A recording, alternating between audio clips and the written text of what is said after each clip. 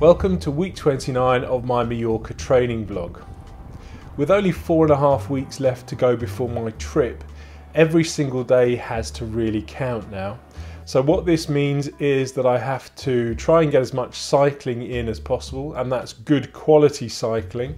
Plus I need to kind of watch what I eat and try and lose as much weight as I possibly can to make climbing the hills and the mountains much easier. Now last week I came down with food poisoning and it made this week's cycling a little bit difficult. I didn't want to get back on the bike until I was feeling fully recovered, and that took a lot longer than I first thought actually. Long story short is that I didn't do any cycling at all on the road. I did one very short Zwift session, but that was more of a test because I was live streaming it here on YouTube as well, and I just wanted to make sure that all of that worked technically. So I think I'm kind of fully recovered now from the food poisoning, so it's getting back on the bike in earnest and trying to cycle as much as I can.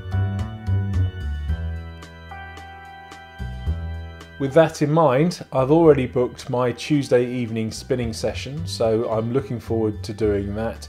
Plus I've also arranged with a couple of my cycling chums to go out and do a longer road ride. So at the moment the plan is to do probably a 100-kilometre ride, and that will also involve a fair bit of climbing. So we'll take on a couple of the major climbs plus a few of the minor little rolling hills that we have around here.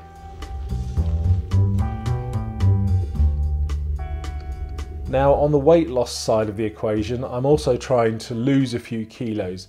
And to do this, I joined a group called Slimming World about 2 months ago.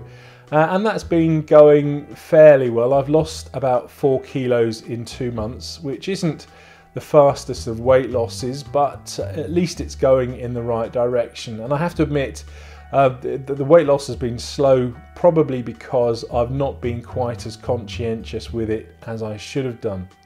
Now the Slimming World system is fairly common sense, I would say.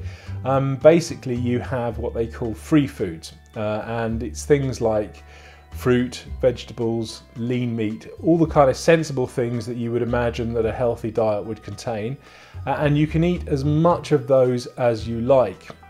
Then they have something called healthy extras, so you choose 2 healthy extras, and basically they're going to be things like milk and dairy in one group and then fibre type things in another group. So a typical healthy allowance would be, say, half a pint of skimmed milk on the dairy side, and then perhaps 2 slices of wholemeal bread on the fibre side. Everything else that isn't a free food or part of your healthy extras is called a sin.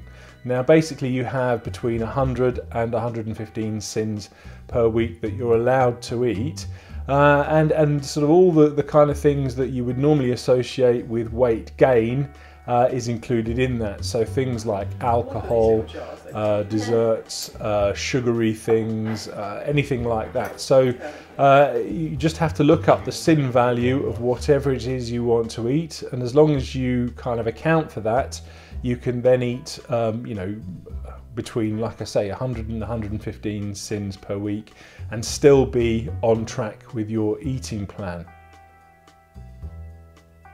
Now bizarrely, included in the free foods are things like rice, pasta and potatoes, which have traditionally been kind of high carb foods that most dietitians say steer well clear of.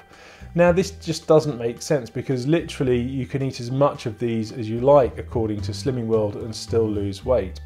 And although perhaps I'm not a good example of this, there are people in my group that have been on Slimming World, following this diet, eating as much potatoes and rice and pasta as they like, and they have lost extraordinary amounts of weight. So one particular lady has lost 8 stone, which is getting on for £100.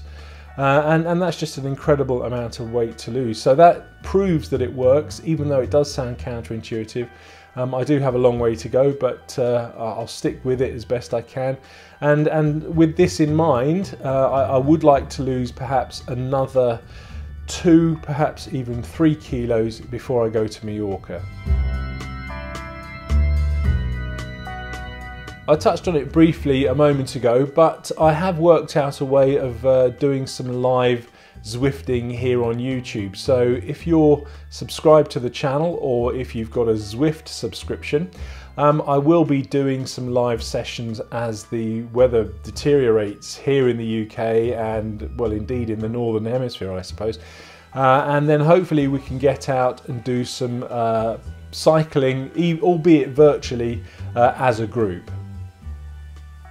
Now, the times of these sessions will be posted in our Facebook group, and if you're not already a member, we'll love to see you join us. I'll include the link in the description to this film, and while you're there you can also join our Strava club, and again I'll leave the link to that in the description below. So if you found this film useful, please like and share. And if you'd like to get the most out of your cycling, please consider subscribing for my regular weekly uploads. Thanks for watching.